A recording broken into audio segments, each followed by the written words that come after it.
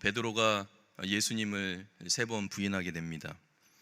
사실 베드로는 정말 믿음이 좋은 사람이었어요. 여러분도 만약 베드로라고 생각하면 베드로가 경험한 기적 중에 무엇을 경험하고 싶으십니까? 저 같은 경우에는 무리를 한번 걸어보고 싶어요. 이론은 간단합니다. 왼발을 닫고 바로 오른발을 걸으면 됩니다. 그럼 무리를 걸을 수 있을 거예요. 이론은 간단하죠. 정말 예수님께서 그 풍랑이는 그 갈릴리 바다에서 걸어오라 했을 때 그때 베드로는 믿음으로 첫 발을 내딛습니다. 그때 그 짜릿함 여러분 느껴보고 싶지 않으세요? 계속 물에 잠겼던 발인데 어부로서 발이 잠긴 적이 없던 사람, 안 잠긴 적이 없던 사람인데 그 바다를 정복하고 그 풍랑이는 그 갈릴리 바다를 저벅저벅 걸어오는 겁니다. 엄청 짜릿하죠. 근데 이 믿음 좋은 이 베드로가 오늘 주님을 3번 부인합니다. 첫 번째 요정이 베드로를 바라봤어요. 두 번째 요정도 베드로를 봅니다. 세 번째 정도 베드로를 바라봤습니다. 그리고 똑같이 묻습니다. 너도 한패다. 너도 그 예수와 함께 있었던 갈릴리 사람이 아니냐라고 그 베드로를 정죄합니다. 사실 예수님께서 바라보시기 이전에 이 베드로는 수많은 사람들의 눈에 또 들어와 있었어요. 그럼에도 불구하고 우리는 오늘 이 본문을 살펴보고자 하는 이유는 무엇이냐면 왜 이 베드로가 이렇게 믿음이 좋고 정말 주님 없이는 살 수 없다라고 고백했던 이 사람이 왜 신앙과 삶에서 실패했냐 이 말이에요. 정말 주님을 고백할 수 있었고 장담했던 그가 왜 오늘 그는 넘어지고 실패한 사람으로 무너졌냐는 것이죠. 사실 이렇게 부인하기 이전에 베드로에게 전조 증상이 있었습니다. 그것을 우리가 특히 3가지로 살펴보고 그리고 우리 안에도 이러한 실패와 넘어짐이 있을 수 있고 또 여기 오신 성도님들 중에 지금 넘어지고 실패를 경험하신 분들도 계실 거예요.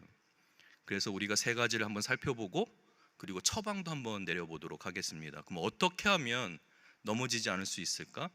혹은 넘어졌다고 하면 어떻게 일어날 수 있을까에 대한 부분까지도 살펴보고자 합니다.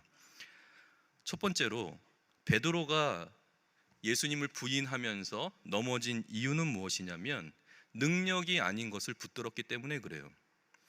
이 베드로는 분명히 예수님의 제자였고 그리고 능력 있는 사도였습니다. 근데 그가 넘어졌어요. 그런데 그가 붙들었던 것이 능력이 아니라 능력이 아닌 것을 붙들었기 때문에 그렇죠. 말씀을 한번 읽어볼 텐데요. 오늘 본문은 아니지만 그 오늘 22장 그 안에 있는 부분에서 우리가 한번 찾아보려고 해요. 33절과 34절입니다. 함께 읽을까요? 시작. 그가 말하되 주여 내가 주와 함께 오게도 죽는 데에도 가기를 각오하였나이다. 이르시되 베드로야 내가 내게 말하노니 오늘 닭 울기 전에 내가 3번 나를 모른다고 부인하리라 하시니라. 아멘. 베드로가 무엇이라고 얘기하냐면 너가 나를 3번 부인하는데 예수님 앞에 그런 이야기를 들을 때에 베드로는 어떤 심정이었냐면은 주여 내가 주와 함께 감옥에도 갈 수 있고 주님이 죽으시는 그 자리도 내가 갈 수 있습니다 라고 각오를 발표하고 있어요. 그런데 예수님께서는 그 각오를 무시하시고 아니야 네가 오늘 닭이 울기 전에 3번 나를 부인할 거야 라고 단호박으로 말씀을 하세요. 자, 그러면 베드로는 어떻게 예수님을 부인하지 않을 거라고 그리고 그런 일은 절대 있지 않을 거라고 그러한 믿음은 어디서 온 걸까요? 그 믿음의 근원이 뭐냐는 거예요. 사실 자기 확신이에요. 오늘 말씀 방금 읽었던 33절에 뭐라고 나와 있었냐면은 주여 내가 라고 했어요. 내가 주님을 떠나지 않겠습니다. 내가 확신합니다 라고 한 거예요. 좀 더 깊이 들어가 보면 이렇게 대답할 수 있게 된 배경을 좀 더 살펴보면 이렇습니다. 베드로가 누굴까요? 예수님의 제자예요. 가장 가까이에 붙어 있었어요. 3년 동안 제자들 중에서도 가장 1등 제자였고 특별히 베드로와 더 많은 대화를 나누신 것이 바로 예수님이십니다. 그냥 제자가 아니죠. 예수님께서 특별한 사건이 있을 때는 3명의 제자를 데리고 갔어요. 베드로, 야고보, 요한이었습니다. 그 중에서도 항상 1번으로 나왔던 사람이 바로 베드로예요. 그만큼 예수님께서 아끼는 제자였고 예수님이 곁에는 항상 베드로가 지키고 있었다는 것이죠. 1등 자리에 항상 서 있다는 것입니다. 그러니 베드로는 옆에서 예수님을 내가 잘 모셨고 예수님을 믿었고 어려운 일이 있을 때 또는 기적과 능력을 베푸실 때 항상 옆에 베드로가 있었고, 그뿐만 아니라 예수님께서 능력을 베풀어 주셨을 때 가장 놀랍게 능력을 베풀고 그 능력, 그 기사의 주인공이 됐던 사람이 바로 베드로입니다. 그런데 여러분 잘 보십시오. 오늘 이 베드로가 우리에게 보여주는 아주 특별한 것은 무엇이냐면은 예수님 옆에서 1등 제자였던 그것, 예수님께서 3년 동안 사역하실 때에 기적을 베푸시고 그 기적을 베푸실 때에 경험했던 그 1등 제자, 그것이 능력이 되지 않는다라는 거예요. 그것을 붙드는 순간 그것은 우리에게 능력을 가져다 주는 수단이 아니에요. 내가 신앙생활을 오래 하고 나의 직분이 무엇이고 내가 지금 하나님 앞에 어떠한 봉사를 하고 있는 그것이 내게 능력이 아니에요. 그것을 붙잡는 순간 우리는 넘어져요. 그러니까 내가 하나님 앞에 붙들어야 될 것은 무엇이냐면 내가 하고 있는, 그리고 내가 가장 가치 있다라고 생각하는, 또 하나님 앞에서 봉사하고 있는 그것은 내게 능력이 아니에요.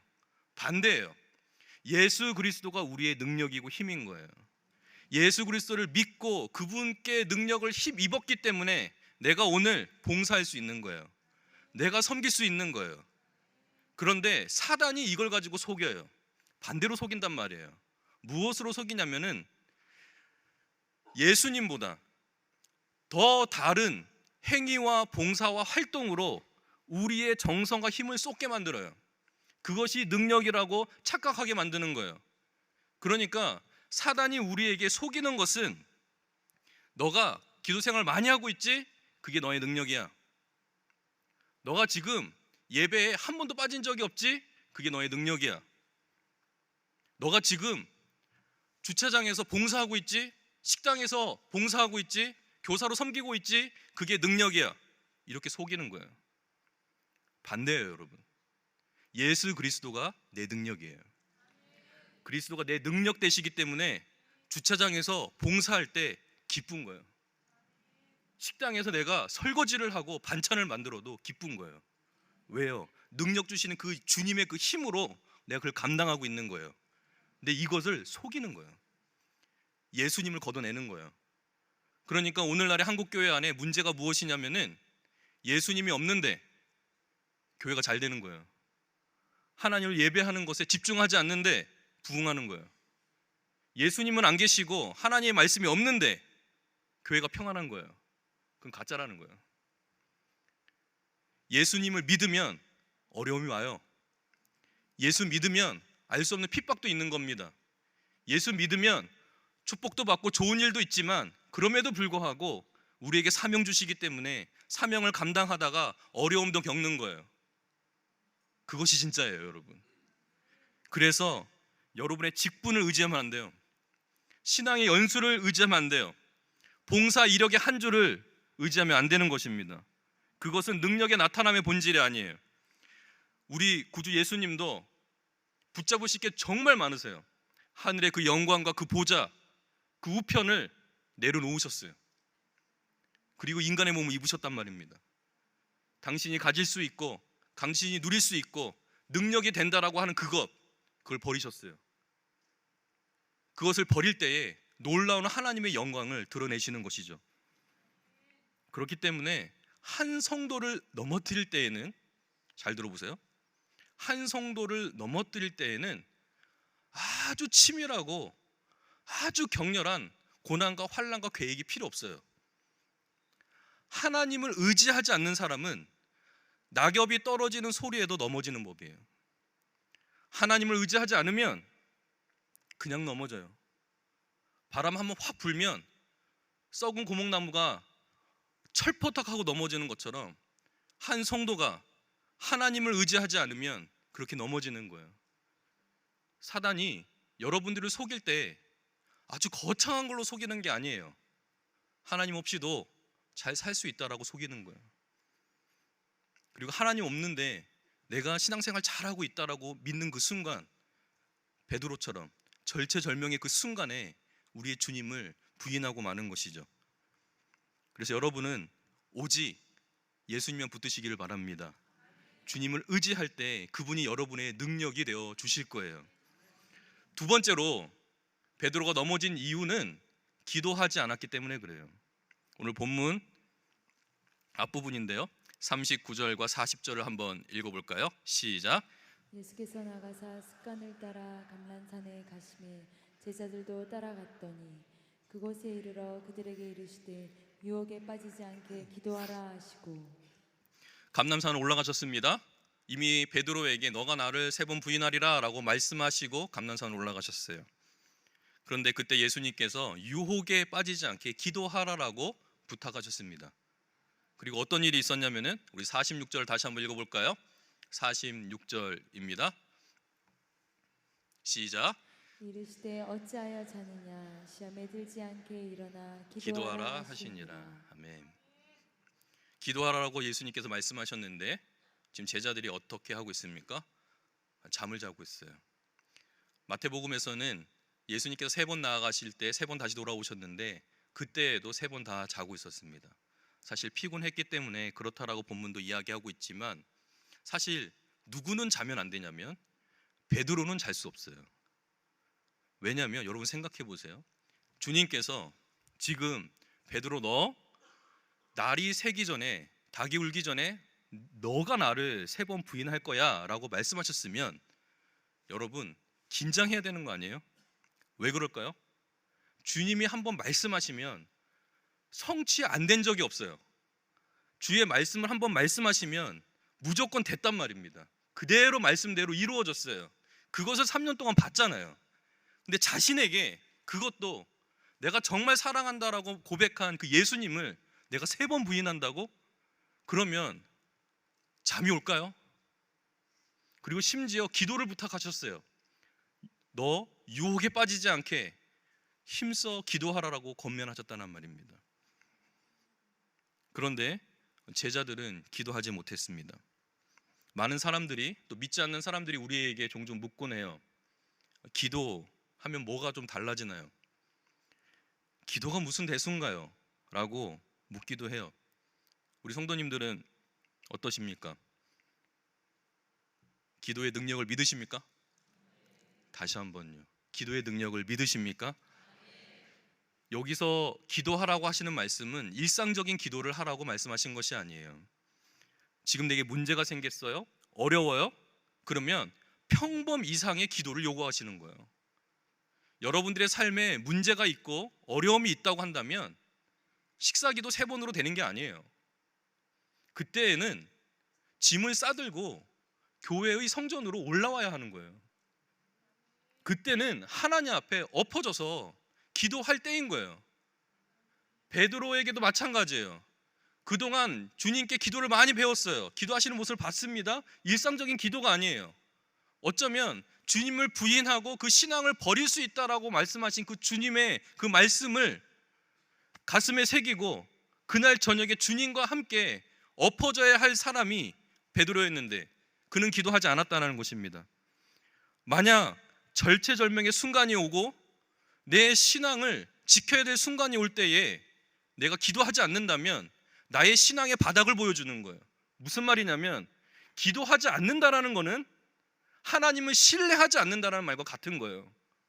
기도하지 않는다라는 거는 하나님의 도움 없이도 내 스스로 살 수 있다라고 자기 스스로 고백하는 거예요. 그렇기 때문에 기도하지 않으면 분명하게 말씀드릴 수 있는 건 뭐냐면 망합니다.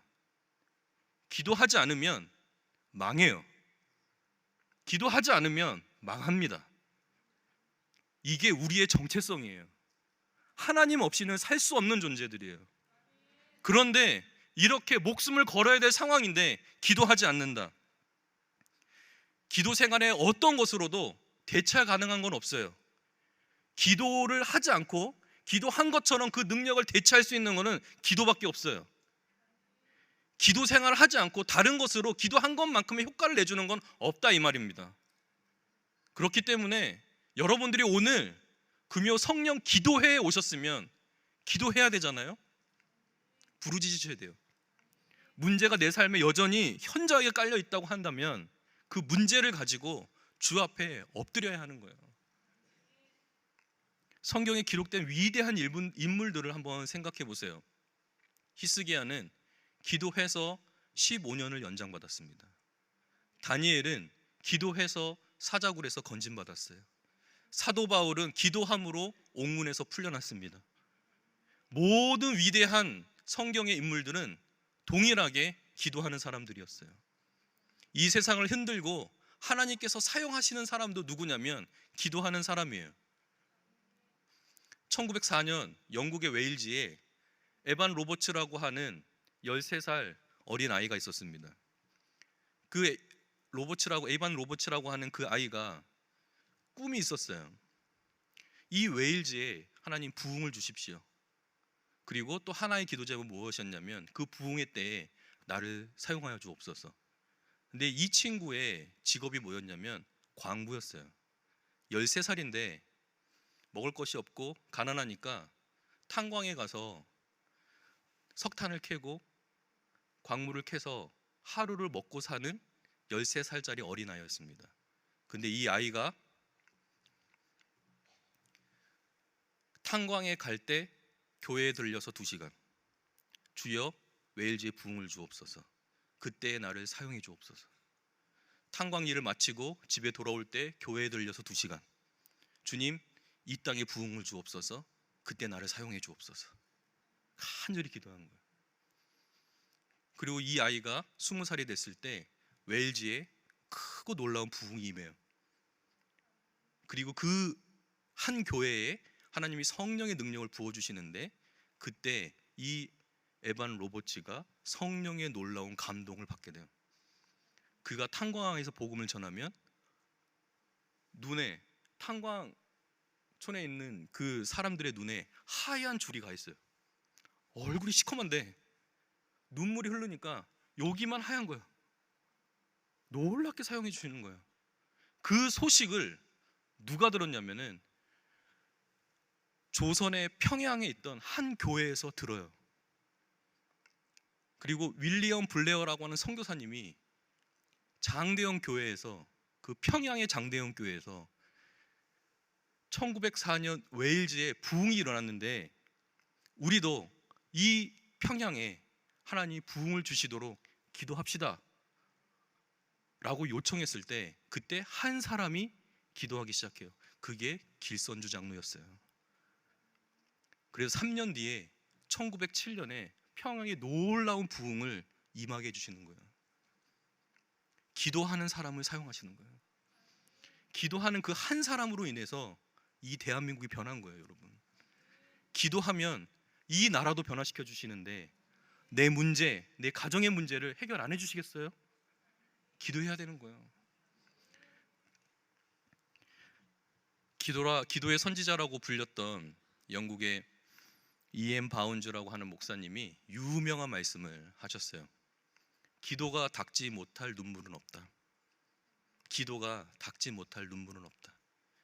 기도를 통해서 나의 모든 어려움, 내가 지금 하나님 앞에 눈물 흘리고 있는 모든 것들을 기도를 통해서 하나님이 닦아주신다는 거예요. 여러분 넘어지지 마십시오. 기도할 때에는 기도하셔야 돼요. 부르짖을 때에는 부르짖어야 됩니다. 그렇게 주님이 우리를 위해서 십자가에 지시기 그 직전까지도 기도의 무릎을 사용하셨던 것처럼 우리도 기도하면 하나님께서 우리의 기도에 응답해 주실 줄 믿습니다. 세 번째는 하나님이 넘어지도록 내버려 두시는 거예요. 그러니까 넘어지는 이유가 뭐냐면 베드로가 왜 넘어졌냐면 예수님이 넘어지도록 내버려 두셨어요. 그 말씀이 32절에 있는데 우리 한번 읽어보도록 하겠습니다. 32절입니다. 시작. 그러나 내가 너를 위하여 내 믿음이 떨어지지 않기를 기도하였노니 너는 돌이킨 후에 내 형제를 굳게 하라. 아멘. 하나님은 자녀들이 자신의 넘어짐을 통해서 무엇인가를 보게 하시고 그리고 그 넘어짐을 통해서 무엇인가 깨닫게 하시기를 원해요. 결론은 뭐냐면 이런 겁니다. 왜 예수님께서 이 베드로를 실패하고 부인하고 넘어지게 하신 이유는 무엇이냐면 자신의 넘어짐을 통해서 하나님밖에 의지할 자가 없다라는 것을 깨닫게 하시기 위함이에요. 그래서 지금까지 신뢰하던 모든 것으로부터 마음을 가지고 내가 신뢰하고 있었던 그 모든 것으로부터 그 마음을 떼어내서 하나님의 관계로 회복시키시는 거예요. 그래서 어쩔 때는 여러분들을 하나님은 모른 척 하세요. 그냥 넘어지게 내버려 두시는 거예요. 제가 이제 20살 때 들어갔던 회사가 있었는데 그 회사가 병역 특례 업체였어요. 이 남자분들은 아실 텐데 3년만 근무를 하면은 군 복무 면제를 해주는 회사였던 거예요.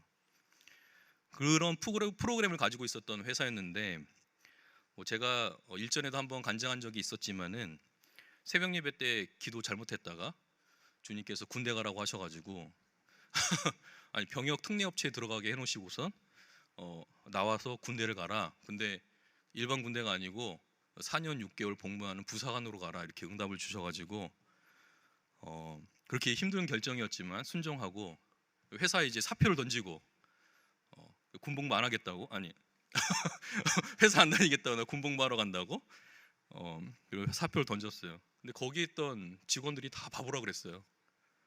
이제 벌써 1년 이상 근무했는데 1년 반만 더 하면 군 면제인데 중도에 포기하고 나간다고 하니까 다 바보라고 했죠. 당시에 대방동에 해군 본부가 있었습니다. 지금은 아닌데 거기 가서 이제 입대 신청을 내고 면접도 봤어요. 당연히 하나님께서 주신 꿈이고 하나님께서 계획해 주신 거니까 당연히 붙여주실 거라고 생각했거든요. 이 놀라운 비밀이 여기서 밝혀지는데 면접을 받고 일주일 뒤에 통보를 딱 받았는데 부적격 판정이 난 거예요. 이유를 알려달라고 했더니 이유가 없어요. 그냥 안 맞는데요, 해군이랑.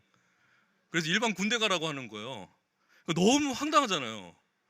그래서 그때 제가 집에를 들어가지 않고 교회로 갔습니다. 그래서 하나님께 기도를 하는데 하나님이 그때부터 잠수를 타시는 거예요.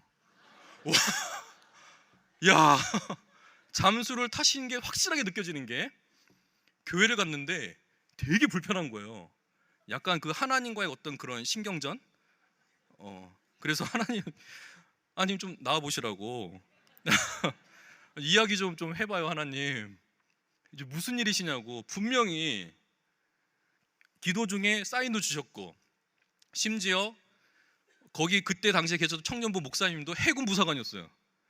그래가지고 그냥 하나님이 이렇게 가는 거구나 해가지고 저를 이렇게 몰아가지고 면접도 보게 하셨는데 아니 젊은 청춘을 망쳐놓고 잠수를 타셔서 아무리 기도를 해도 응답을 안 주시는 거예요. 정말로 한 달 넘게 응답이 없어요. 깜깜무소식이에요. 와, 너무 화나는 거예요. 나중에는 너무 속상해서 조금은 그 회사를 관둔 게 조금 아쉽긴 했어요. 우선은 휴가를 내놓고 면접을 보고서 합격하고서 관둘 걸 이런 생각도 들고 너무 억울해가지고 나중에는 울더라고요. 제가 너무 답답하니까 왜 그러시냐고 이유 좀 알자고. 한 달을 넘겼을 쯤이었을 거예요. 새벽 예배인지 금요 기도했는지 모르는데 그날 기도하는 중에 하나님이 모세가 바로 앞에 서는 그 장면을 기억나게 해주셨어요. 그래서 출애굽기 5장을 쭉 읽어가다가 5장 22절에서 멈췄어요. 거기서 하나님이 놀라운 것을 저에게 보여주셨는데 출애굽기 5장 22절이 어떤 구절인지 궁금하시죠? 함께 보도록 하겠습니다. 함께 읽어볼까요? 시작. 모세가 여호와께 돌아와서 아뢰되 주여 어찌하여 이 백성이 학대를 당하게 하셨나이까? 어찌하여 나를 보내셨나이까? 아멘. 이 구절을 여기서 딱 멈추게 되는데 제가 여기서 하나님께서 저에게 말씀해 주시는 것이 있었어요. 무엇이냐면 이런 것입니다. 모세가 여호와께 돌아와서 이것을 기억하라는 거예요. 하나님이 모세를 부르실 때도 마찬가지였거든요. 내가 너로 이스라엘 백성들을 출애굽시키리라. 그리고 사인도 주시고 아론도 붙여주시고 주머니에 손 넣었다 빼니까 기적도 나타나고 지팡이를 던져니까 뱀으로 변하고 엄청난 사인을 다 주셨는데 막상 가가지고 이스라엘을 보내주십시오라고 하니까 바로가 노 하는 거예요. 싫다고. 하나님이 누구냐? 난 모른다. 그러니까 무르르 몰려가서 이제 우리는 해방이다라고 갔다가 오히려 철퇴를 맞고 돌아온 사건이에요. 그리고 돌을 들어서 모세와 아론을 백성들이 죽이려고 한 거예요. 그때 모세가 여호와께 돌아와서 기도하는 거예요. 어떻게 이럴 수 있습니까? 나 보내주신다고 했잖아요. 저를 리더로 세워주시고 출애굽 시켜주신다고 했잖아요. 근데 왜 안 보내주십니까? 그때에 주님께서 말씀하시는 게 뭐냐면 이거라는 거예요. 이거 앞으로 40년 동안 이스라엘 백성들 때문에 너가 어려움도 겪고 힘들고 막막하고 답이 없을 때가 있을 때 그때 어떻게 해야 되냐면 여호와께 돌아와서 하나님 앞에 서라는 거예요. 저에게도 말씀해 주신 거예요. 군복무 힘들 거라는 거예요. 정말 어려울 거라는 거예요. 척박하다는 거예요. 거기서 너가 내가 줄 사명이 있는데 그거 감당해야 되는데 그때마다 너도 이 모세처럼 하라는 거예요. 나에게로 오라는 거예요. 나에게로 와라. 실망하고 실족해서 아무것도 안 된 것 같고 하나님이 내 인생 망친 것 같고 그런 마음이 들 때 하나님께서 뭐라고 하시는 거냐면 나를 하나님을 의지하도록 우리를 넘어지고 실패하게 내버려 두시기도 한다는 거예요. 훈련소에 들어갈 때 모든 군인이 똑같은데 가장 제일 먼저 하는 것이 뭐냐면은 입고 왔던 옷과 신발, 소지품을 다 싸는 거예요. 벗어서 다 싸요. 이런 이제 종이 상자에다가 이렇게 담도록 하거든요. 그러면 그걸 담아가지고 집으로 보냅니다. 왜 그럴까요? 보통 이제 전문용어로 이걸 싸제라고 하는데 군대 밖에서 입고 들어온 그거를 다 벗어서 집으로 돌려보내요. 왜냐하면 군인들은 이제 그게 필요 없어요. 필요 없는 거예요. 그들이 이제 앞으로 입어야 될 거, 먹어야 될 거, 그리고 심지어 총까지도 다 누가 주냐면 군부대에서 주게 돼 있어요. 거기서 공급받는 거예요. 여러분도 마찬가지예요, 여러분. 여러분을 공급해 주시는 거는 하나님이세요.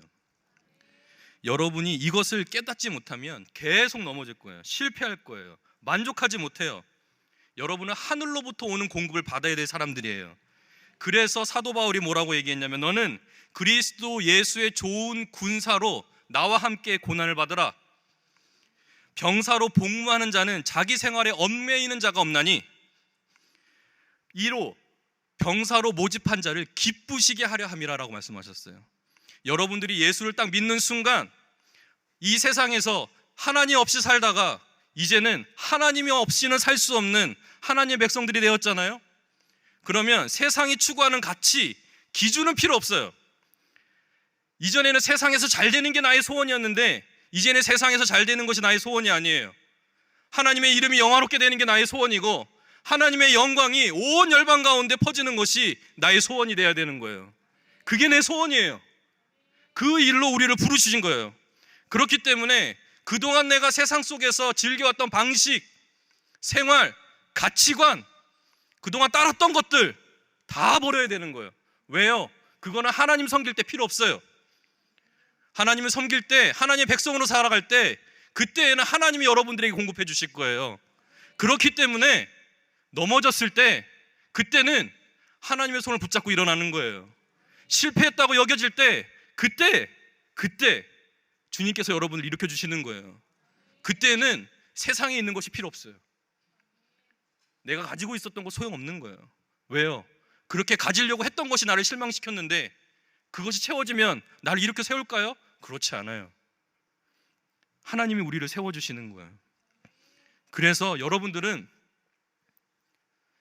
그동안 즐겼던 생활 방식을 예수 믿자마자 십자가에 못 박은 거예요, 여러분.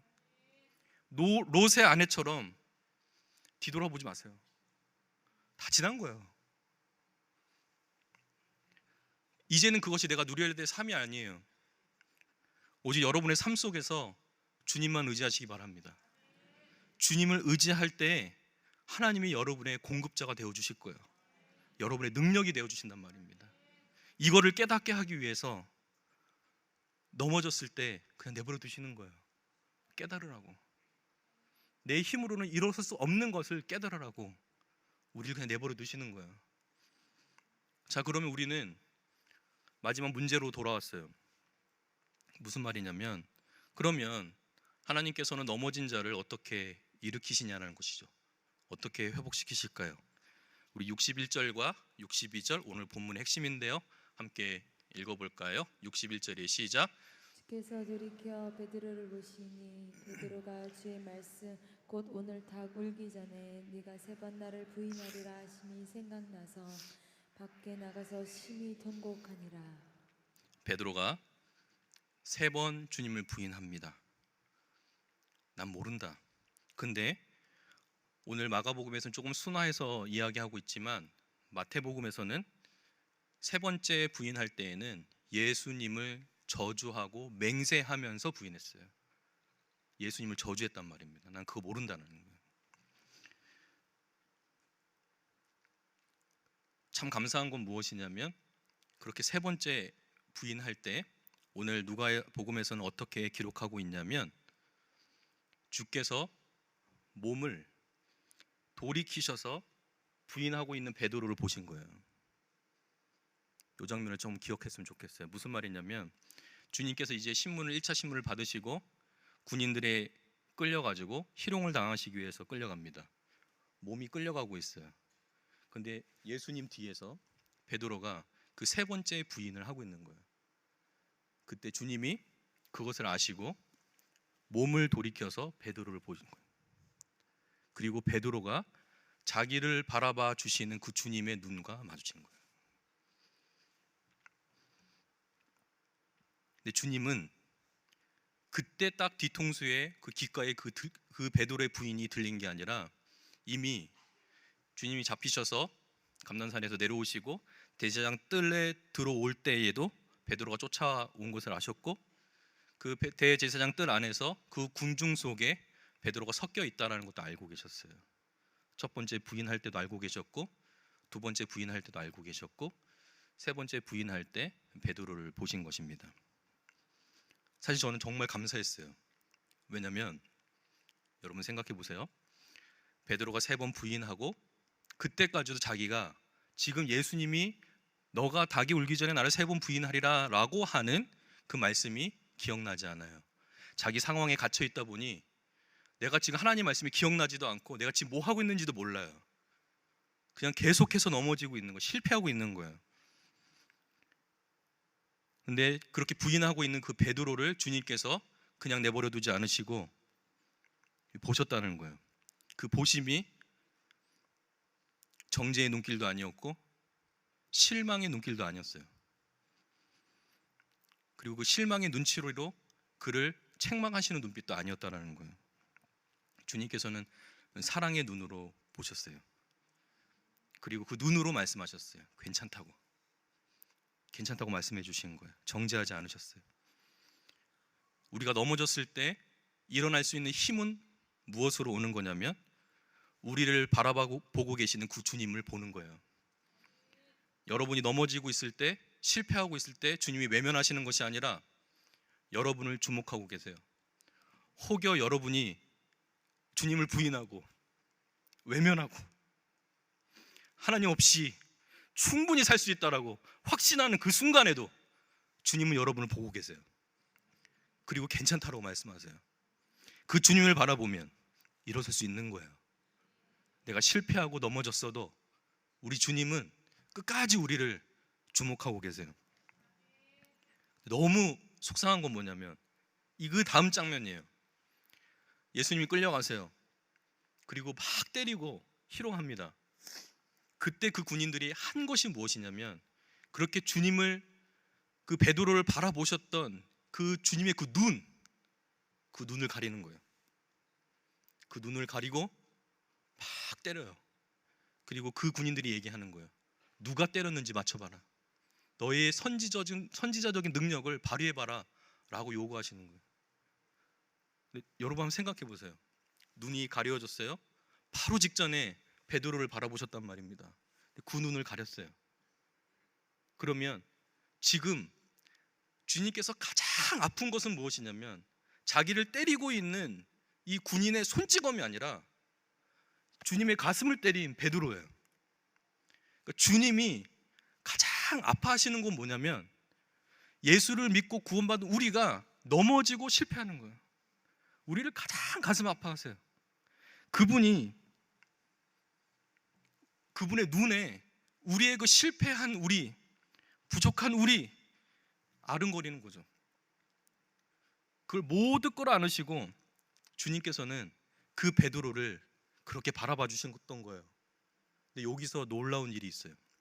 주님이 왜 보셨냐면 두 가지를 하신 건데, 첫 번째는 베드로가 주님이 바라보시는 그 주님을 바라보는 그 순간 주께서 하신 말씀이 기억이 났어요. 네가 나를 3번 부인하리라. 그 말씀을 기억이 나서 통곡하며 나갔어요. 그런데 그 말씀을 하시기 이전에 한 가지 더를 약속하셨어요. 그것도 기억이 났어요. 32절이에요. 32절 말씀을 한번 보도록 하겠습니다. 같이 읽을까요? 시작. 그러나 내가 너를 위하여 내 믿음이 떨어지지 않기를 기도하였노니 너는 돌이킨 후에 내 형제를 굳게 하라. 아멘. 여기서 너는 돌이킨 후에 내 형제를 굳게 하라 이렇게 말씀하세요. 무슨 말이냐면 너 실패할 건데 너 돌이키게 될 거야. 다시 뉘우쳐서 하나님의 제자로 다시 서게 될 거야. 그 순간이 언제냐면 주님이 베드로를 바라봤을 그때예요. 그러니까 우리 주님은 여러분들이 넘어진 그 자리에서 일으켜 주시는 거예요. 다른 곳에서 일으켜 주신 것이 아니라 그 넘어진 그 자리에서 주님이 우리를 일으켜 주세요. 근데 그 일으켜 주신 이유가 있어요. 무슨 말이냐면 일으킴을 받은 그 사람은 사명을 감당하게 돼 있어요. 베드로에게 사명을 주시는 거예요. 너가 넘어졌지만 일으켜진 이유가 무엇이냐면 사명을 감당해야 돼. 내 형제를 너가 굳게 할 거야. 왜냐면 너뿐만 아니라 수많은 제자들이 나를 부인할 것인데 그때마다 먼저 넘어졌던 너가 그들을 일으켜야 된다는 거예요. 내 형제를 일으켜라. 그러니까 여러분 이렇게 생각하셔야 돼요. 여러분들이 실패하고 넘어지고 어려움이 오는 거는 단순하게 개인의 문제가 아니라 우리 공동체의 문제예요. 여러분들이 그것을 딛고 일어서서 하나님의 백성으로 다시 서면 그것을 통해서 여러분 주변에 있는 한 형제를, 한 자매를 일으켜 세우는 거예요. 여러분을 그렇게 사용하실 거예요. 그렇기 때문에 실패하고 넘어지는 그 순간에 우리가 해야 할 것은 무엇이냐면 지금 우리를 바라보고 계시는 그 주님의 시선, 그 주님의 눈길, 그걸 바라봐야 된다는 거예요. 수많은 눈길들이 주님 부인하라고, 주님 정죄하라고, 주님이 없다고 고백하라고 수많은 유혹과 흔들림이 우리 가운데 있는데 그 모든 따가운 그 시선을 뚫고 주님의 눈길이 우리를 향해 있다는 거예요. 주님을 바라보면 돼요. 그러면 주님께서 주의 말씀을 기억나게 하시고 우리에게 힘을 더해 주실 거예요. 넘어진 자를 일으키시는 분은 주님밖에 없습니다. 말씀을 맺으려고 하는데요. 여러분, 예수 그리스도가 우리의 능력입니다. 우리의 신앙의 연수, 직분, 내가 그동안 해왔던 것, 그거 우리의 능력 아니에요. 예수님만이 우리의 능력이에요. 기도의 자리를 피하고 계신 분들 계셔요? 기도의 자리로 나오기만 하세요. 주님께 무릎 꿇기만 하면 주님 들으십니다. 기도의 자리를 계속해서 찾으세요. 주님께서 여러분의 손을 붙잡아 주실 거예요. 혹 넘어지셨어요? 하나님이 그렇게 하신 이유가 있을 거예요. 근데 모든 답은 동일해요. 주님만 의지하면 일어납니다. 어떠한 방법으로 넘어졌든지 상관없어요. 일어나는 방식은 똑같아요. 주님 의지하면 일어나요. 근데 그 방법이 뭐냐면 우리를 끝까지 실망하지 않으시고 바라보시는 그 주님의 눈길이에요. 그 시선을 마주치는 거예요. 괜찮아요. 주님 마주치면 우리의 죄악이 다 드러날 거예요. 괜찮아요. 주님이 다 감당하셨어요. 사단이 속이는 거예요. 자유함 속에서 주님을 바라보세요. 그러면 여러분의 삶을 고치실 거예요. 그리고 다시금 일으키실 거예요. 우리 찬양하며 나아갑시다.